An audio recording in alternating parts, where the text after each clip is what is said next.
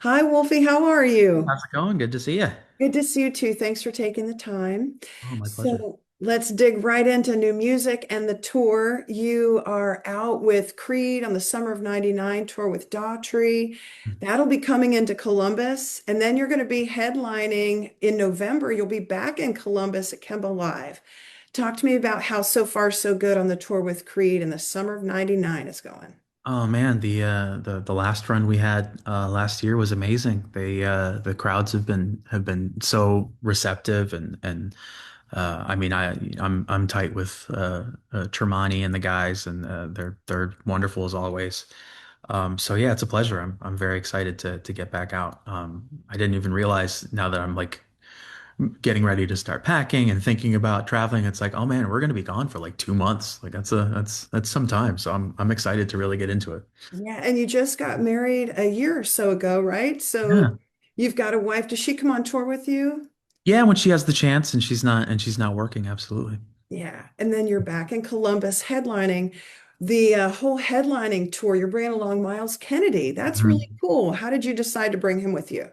It was his choice to come with us. I mean, the fact that he even wants to is absolutely insane to me. So to be able to have, we're all a big sort of happy family. My guitar player Frank plays with him as a conspirator with Slash, and then we're playing with Creed and Tremonti, the guys in Alter Bridge. We're just kind of one big sort of happy family. So it's really cool to be able to tour together like this because we've never toured like this before with him as his own entity, and I'm a big fan of his solo music. So it's really really cool. I'm excited. I'm definitely gonna need to make sure I don't suck because big Miles Kennedy out there as a guitar player and singer myself is incredibly intimidating. So Well, you'll be fine, I'm sure. You never disappoint.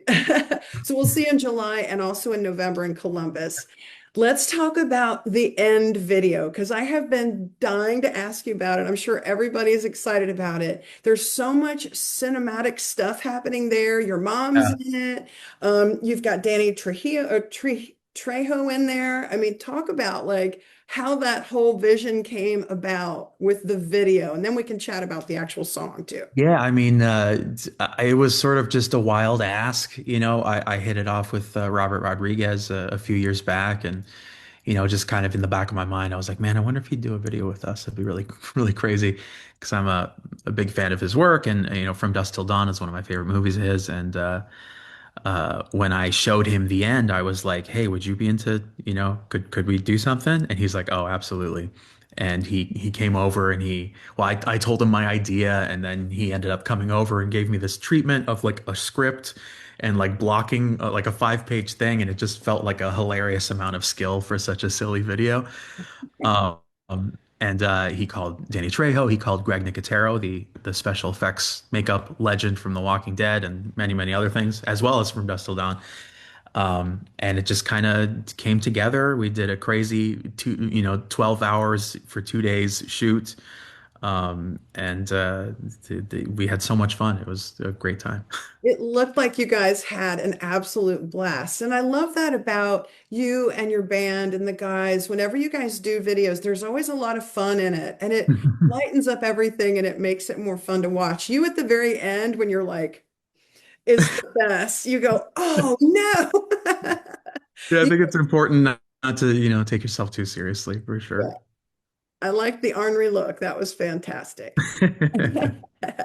So Mammoth has now progressed from WVH to Mammoth. And how does that kind of reflect in your writing as you move into your next album and also, your stage shows and stuff? Kind of a new chapter.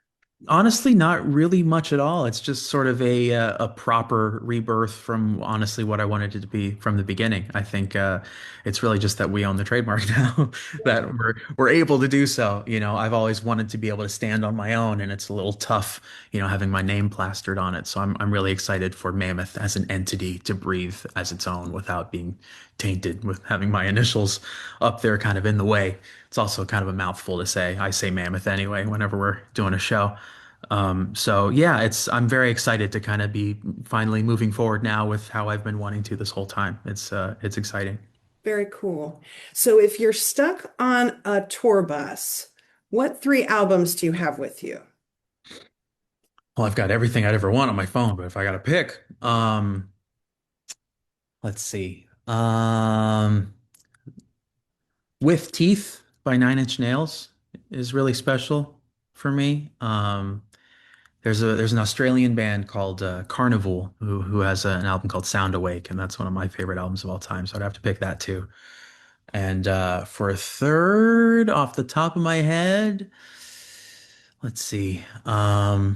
Probably Nothing by Meshuggah, because Meshuggah helps me bring peace to my life. Those are great choices.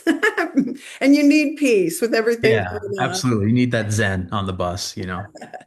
So who cooks on tour? Do you cook on tour ever or Really not at all. It's really just about can we find coffee? I think coffee is really the main goal every morning. When it comes to cooking, it's really it's I mean, God, sometimes you don't even eat. It's just a matter of like if there's catering, you're lucky and you get some stuff, or you can just try and find something on, when you're wherever the bus happens to be parked.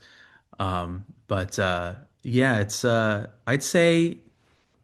I'd say really none of us are. I think my Uncle Patrick, who is on this call and he's on tour with us all the time, he's probably the best cook out of all of us. He makes a mean gumbo. ooh, gumbo's yummy. Thanks, Yeah. Uncle Patrick, if you're listening. So with the end, with the finger tapping, that was something that you'd had. Tell me how it found its way onto this particular song, because it's a great entry into this thing.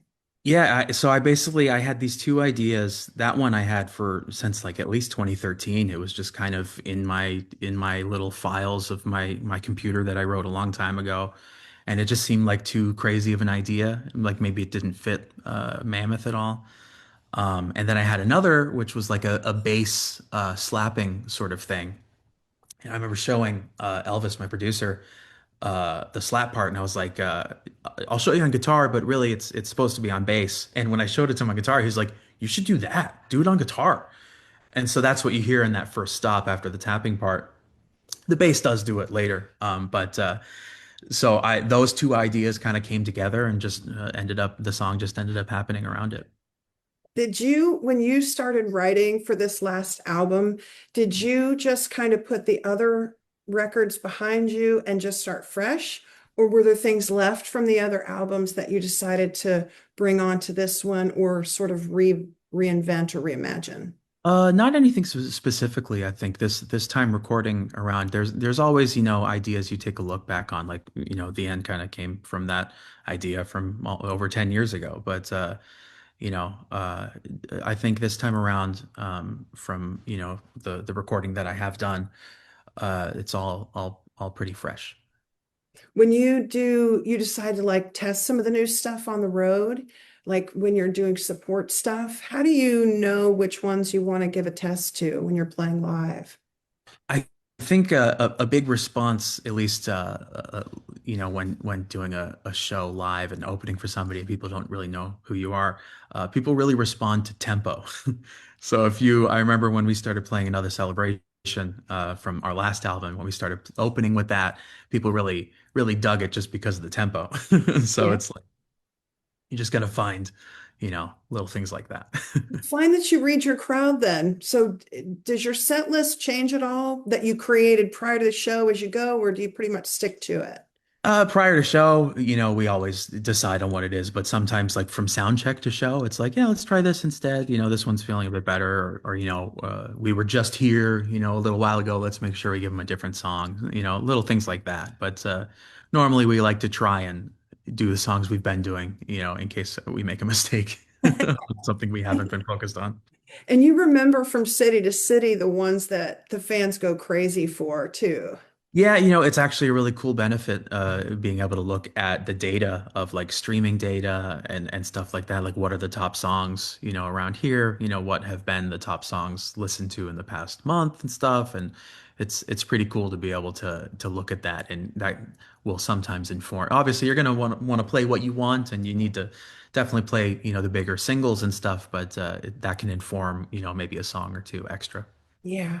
You've been out and you've toured with so many amazing people and big names, is there anybody on your bucket list that you haven't been able to hop on a tour with yet that you'd like to, or maybe is in the works?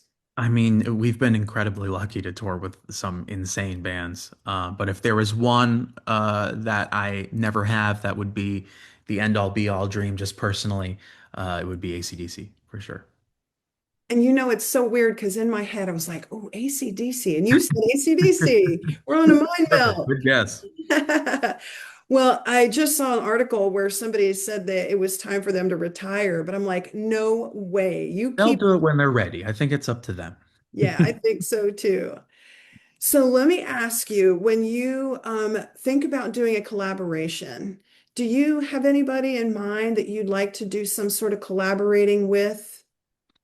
Yeah, it's funny. I get that question a lot, and I feel like while that would certainly be really cool, to collaborate with, somebody a huge fan of, like say like Dave Grohl or something like that.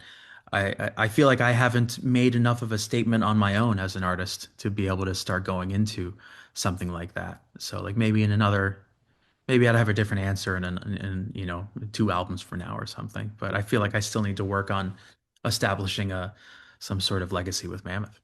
Well, we're looking forward to hearing more from you. We'll see you two times this year, July 20th at the Shot with Yeah. Creed and Daughtry, and then back in November at Kemba Live on the 20th with Miles Kennedy. And we're really looking forward to your live shows because you always give the best, and we appreciate it very much in Thank you Columbus, very Ohio. much. I can't wait. Have, have a great rest of your day. I appreciate your time. Thank you. You too. You take care. Thanks, you too. See ya.